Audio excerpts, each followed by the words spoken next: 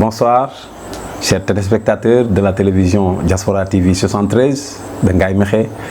J'ai un énorme plaisir d'être là ce soir pour échanger avec vous sur mon vécu, mon itinéraire professionnel, mon itinéraire syndical et parmi tant d'autres informations que vous aurez à connaître sur ma modeste personne. Et je vais juste commencer par mes débuts de service en 2009, octobre 2009. Je suis affecté comme instituteur à Kër Samba Yacine, dans le département de Tivaouane, dans la région de Thiès.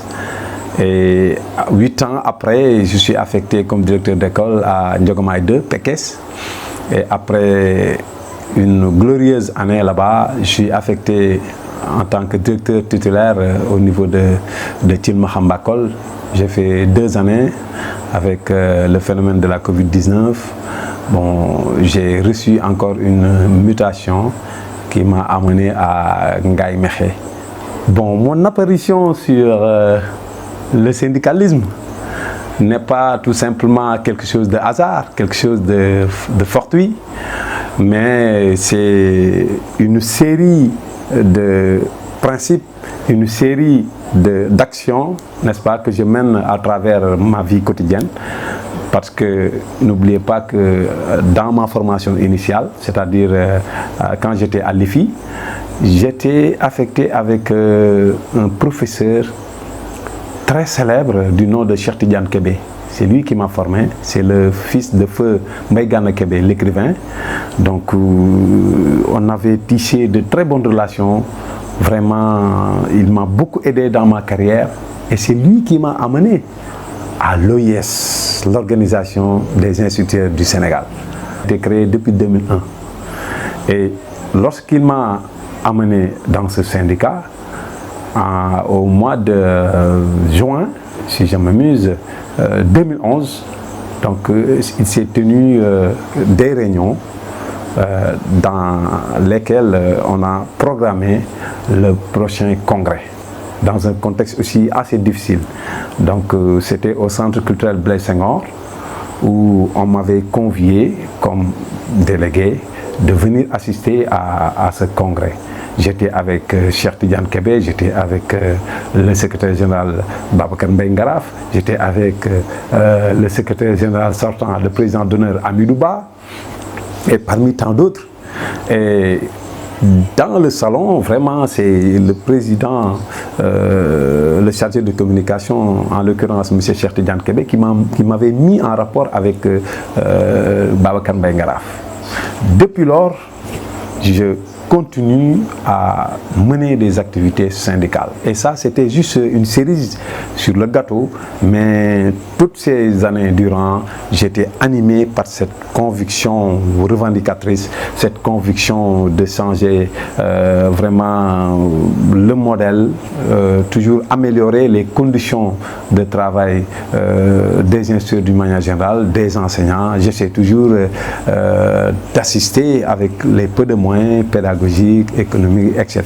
que j'ai à ma disposition. En ce qui concerne le syndicat de l'Organisation des instituteurs du Sénégal, j'ai un amour assez profond aussi de cette entité, de cette organisation. Pourquoi? Parce que j'ai trouvé un environnement rempli de sages. Parce que les enseignants aussi, quelle que soit leur modestie, il faut dire que beaucoup parmi eux ont atteint la sagesse de par l'exercice de leurs fonctions, de par le service rendu aux citoyens du pays, c'est-à-dire les citoyens sénégalais. Et ensuite, les enfants qui constituent la fleur de l'âge, pour parler comme Dumas, lui Dumas. Donc ces enfants de ce pays-là qui ont besoin, qui ont une soif de savoir, donc vous les encadrez de jour en jour jusqu'à ce qu'ils deviennent vraiment des personnalités dans ce pays avec tout un bagage intellectuel. Vraiment, ça c'est un sacerdoce. Donc dans notre cœur, parce qu'il va au-delà même du syndicalisme. Beaucoup de gens ignorent l'action syndicale. Ils se limitent tout simplement, selon certains, sur la protection des intérêts matériels et moraux. Ce serait très réducteur. Des intérêts patrimoniaux, des intérêts extra-patrimoniaux, ça, ce n'est pas tout simplement les objectifs que les syndicats se fixent. Le syndicalisme, c'est d'abord une famille. Une famille. Et une famille, comme l'adage dit, dans la difficulté, on est ensemble. Et dans le bonheur aussi, on est ensemble. Et alors que quand on voit actuellement dans notre monde contemporain, on voit que les gens vont en troupeaux dispersés. Ils sont tout le temps en rang dispersé. D'ailleurs, le syndicalisme est dans une division extraordinaire. Des enseignants de la même corporation sont divisés, morcelés en syndicats en miniature. Ils n'acceptent pas d'être sur une même table de négociation, de mener les combats ensemble, mais ils préfèrent vraiment jouer dans la division, dans le dilatoire. Et aussi, ça nous affaiblit. Et l'enjeu, c'est que l'instituteur actuellement, la fonction de l'instituteur se dégrade de jour en jour.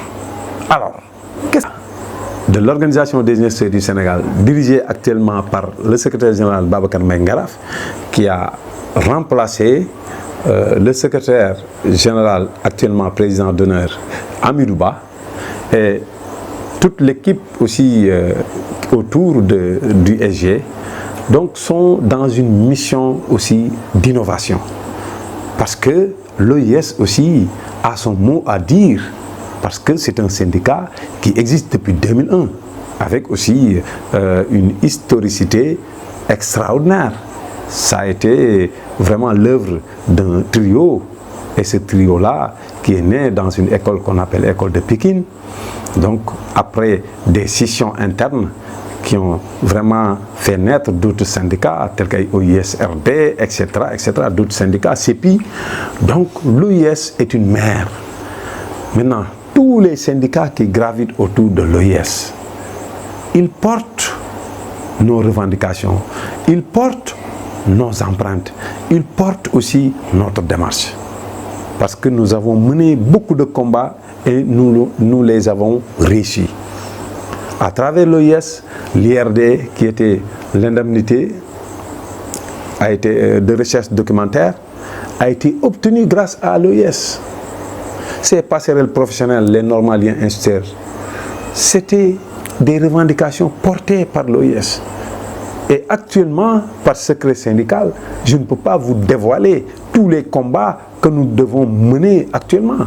Mais sachez-vous que nous avons dans notre gibecière, tel un chasseur, vraiment un lot de bagages qui constituent des armes pour affronter l'ennemi commun, c'est-à-dire les lenteurs administratives, c'est-à-dire la situation des décisionnaires, c'est-à-dire le traitement inéquitable et, entre guillemets, indigne de l'instituteur, qui abat un travail de titan, qui constitue le maillon essentiel du système éducatif sénégalais.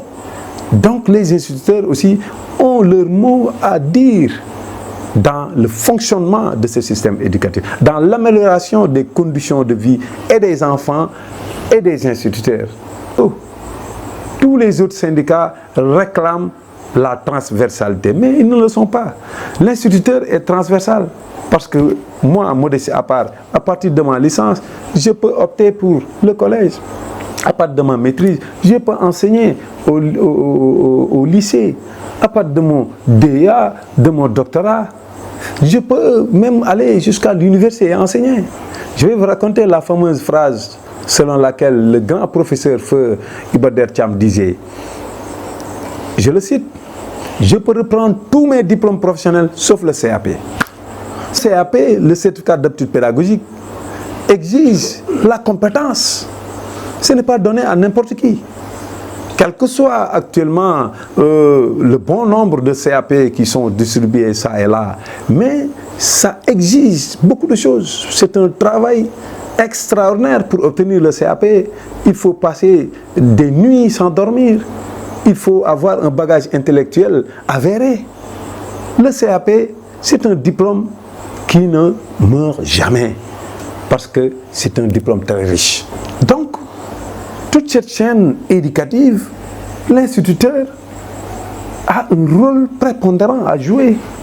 Nous ne traînons aucun complexe, ni devant le professeur, ni devant, qui est de notre alors, ni devant l'inspecteur, qui est de notre alors, ni devant aucune autre autorité. Parce que c'est nous qui constituons la base, pour ne pas dire l'élémentaire. Si j'occuperais des fonctions vraiment ministérielles, la première chose que je ferais, c'est d'enlever ce qualificatif élémentaire. Nous constituons la base. Nous devons aussi copier en bien le système français. Hein. Tout n'est pas mauvais. Il faut copier ça parce que en France, dans le système éducatif, c'est une vocation. Tous les professeurs, tout le monde est professeur. Tout le monde est professeur. Maintenant, il y a des options. Professeur en préscolaire, professeur en collège, professeur de lycée, professeur d'université. Donc, le traitement est équitable. Chacun, par vocation, choisit, n'est-ce pas, son école. Mais tout le monde est professeur. Mais ici, on parle de VE, on parle de MC, maître contractuel, VE volontaire, on parle de PCMG, on parle de professeur PS, PM. Donc, il y a vraiment un grand lot de sections, n'est-ce pas, de dispatching, vraiment qui ne dit pas son nom. À l'occulteur, et nous avons des professeurs d'université, etc., etc. Donc, dans l'OIS, c'est vraiment la grande famille des enseignants. Mais pourquoi l'OIS? Parce que nous sommes nostalgiques. OIS, Organisation des instituteurs du Sénégal, parce qu'à la base, nous étions très bien traités. Mais avec l'émergence de ces nouveaux corps qu'on appelle corps émergents, donc l'instituteur commence à avoir vraiment sa dignité qui se rabaisse. L'instituteur commence à voir son traitement se rabaisser. Ça ne doit pas se passer comme ça. Parce que jadis, nous étions bien vus. Jadis, nous étions bien formés. Jadis, nous occupons aussi une place essentielle dans le fonctionnement de l'État. Je peux citer beaucoup de professeurs. Le professeur Abdoulaye Wade, il fut instituteur, l'un des premiers instituteurs de l'AOF. Il ne traîne aucun complexe. Le grand juge Kebambe, il fut instituteur. Alors, je peux citer beaucoup de gens dans tous les domaines de compétences. Il y a des instituteurs partout, ils sont dans les ministères. Le professeur, le grand président du conseil, Mamadou Dia, fut instituteur, etc. Je peux remonter très loin dans l'histoire. Donc nous, franchement, sans euphémisme, sans complexe, parce que aussi on dit souvent que la modestie est l'arme des faibles, mais quand il s'agit de dire la vérité aussi, il faut dire les choses telles qu'elles sont. L'instituteur doit se lever aujourd'hui et réclamer la place qu'il mérite. C'est pourquoi nous exigeons à l'État de donner plus de crédit à nos forces, de donner plus de crédit à nos activités quotidiennes, nos activités routinières, nos activités qui sont centrées sur l'enfant, qui est l'avenir, qui est aujourd'hui, qui est demain aussi. Parce que les enfants constituent le maillon sur lequel l'État peut compter pour vraiment se développer, pour émerger. C'est pourquoi le syndicalisme doit être aussi bien vu par la société. Nous ne sommes pas un syndicat alimentaire. Nous ne sommes pas un syndicat alimentaire qui attendent tout simplement à des retombées très précaires pour son fonctionnement. Non, nous sommes un syndicat familial, un syndicat social, pas familial. Mais à Mekheset récemment, lors d'une fête de l'excellence, qu'est-ce qu'un syndicat digne de ce nom tel que OIS vient faire là-bas? Parce qu'il va dégager du carburant, il va amener un moyen logistique, il va amener son personnel, ses ressources humaines. Mais tout ça, si on le fait, c'est pour l'amour de ce métier, c'est pour l'amour de la corporation, c'est pour l'amour des enfants. Et nous avons une responsabilité historique envers les enfants. Les enfants constituent le tout de la société et contre tout aussi, parce que les enfants aussi sont Autrement dit, les enfants seront le maillon essentiel que le Sénégal a besoin pour se développer. Nous sommes une famille. Je vais vous raconter une petite anecdote. J'avais trouvé une dizaine d'enseignants sur la route en allant à l'école.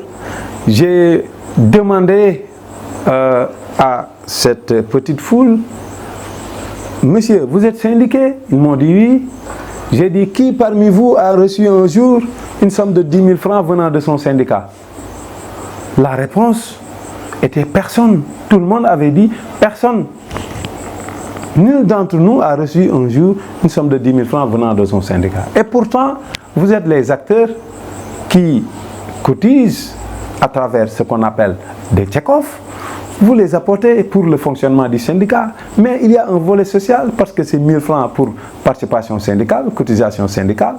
Et cet école-là, ça vous appartient. Il y a un 500 francs qui vont vers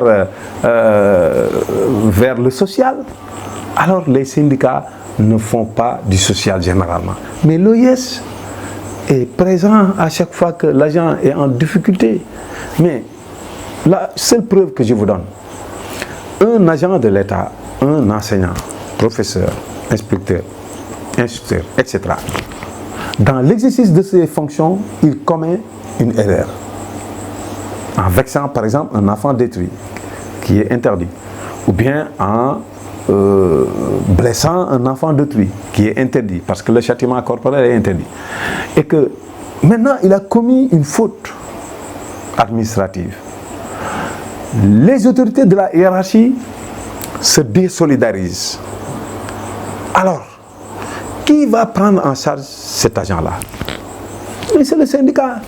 C'est le syndicat qui va apporter son concours sur le plan social, sur le plan économique, lorsque son salaire est coupé, sur le plan même judiciaire, lorsqu'il s'agit de prendre un avocat et défendre la cause de l'enseignant. On l'a vu tout le temps. L'OIS est dans cette dynamique. Et tout ça, c'est pour ne pas encourager ces gens dans le laxisme. C'est pourquoi nous prêtons une oreille attentive aux difficultés des enfants, mais aussi aux difficultés des agents. Nous ne nous limitons tout simplement à des gestions de carrière, ou bien à juste régler des différends entre des enseignants, mais le cadre de vie dans lequel l'enfant est le centre, l'instituteur, l'OIS protège les enfants, protège l'environnement. Mais ça, c'est un rôle de l'État. Vous me dites que tous les syndicats sont pareils. Non, tous les syndicats ne sont pas pareils.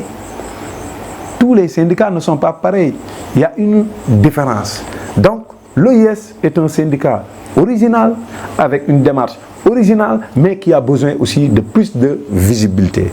D'ailleurs, certains camarades le réclament en me disant que vraiment, M. Ba, nous ne savons pas vraiment le problème de l'OIS.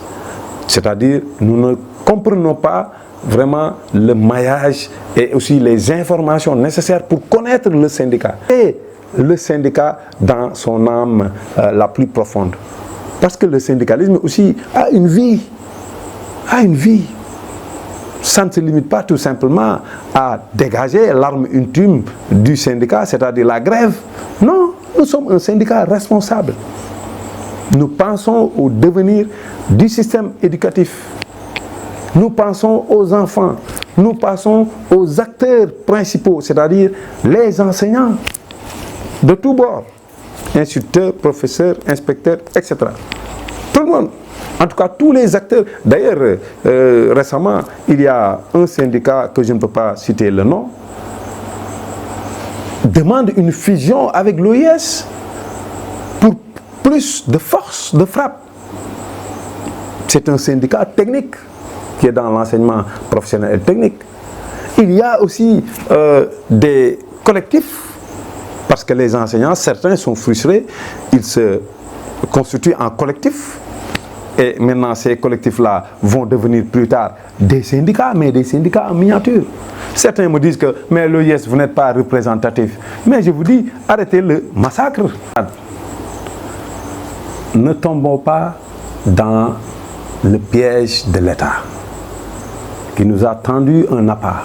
Là-bas, c'est quoi? C'est la notion de représentativité.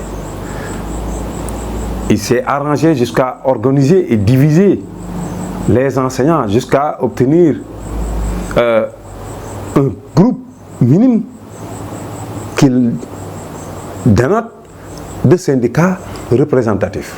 La représentativité, c'est une création uniforme de l'État.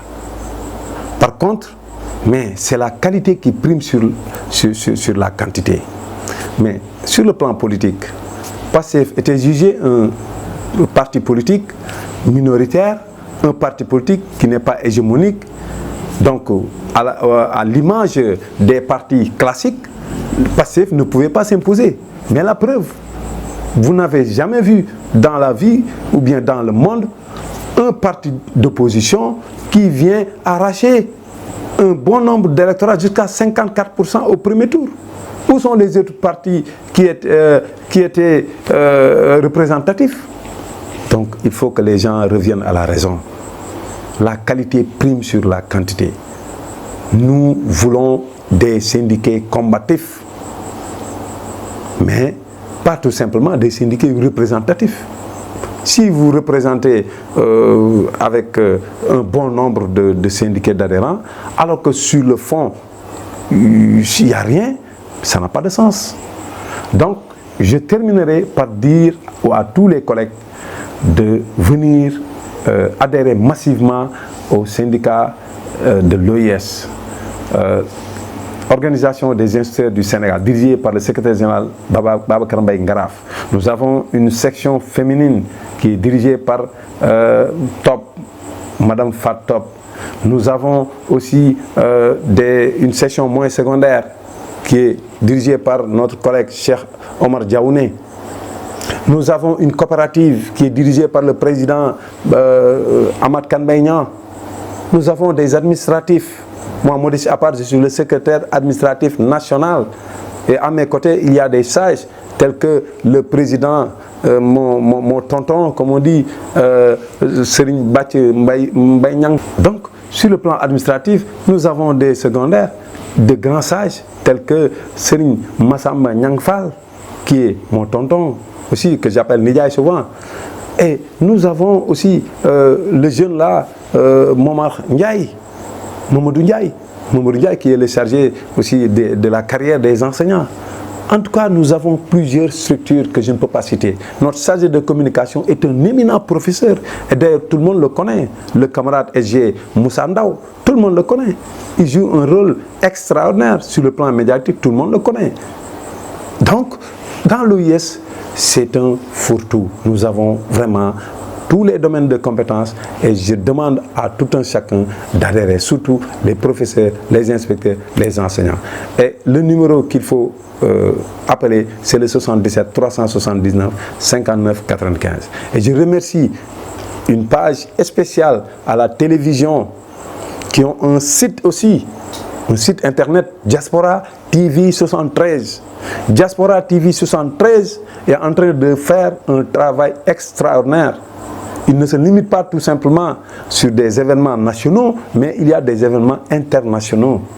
Donc, pour plus de vulgarité, pour plus aussi de partage, pour plus de symbiose, donc il a préféré gagner du terrain aussi dans son terroir, mais aussi va essayer de se développer de plus en plus à travers le Sénégal.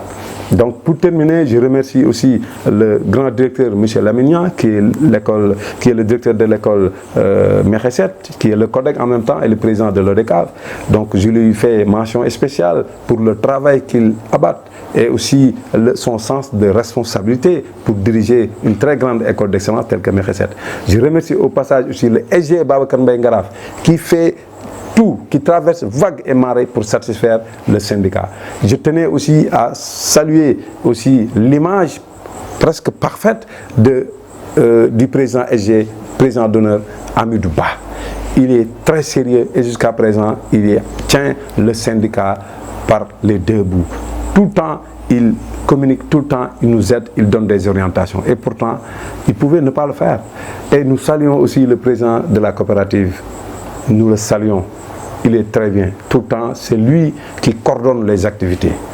Et pourtant, il pouvait ne pas le faire. Donc, et je salue aussi toutes les sections de l'EIS. Je salue tous les adhérents, tous les nouveaux. En tout cas, dans l'EIS, les nouveaux et les anciens sont au même pied d'égalité. Parce que nous sommes une famille. Donc, vive l'EIS, vive les enfants, vive le Sénégal. Je vous remercie.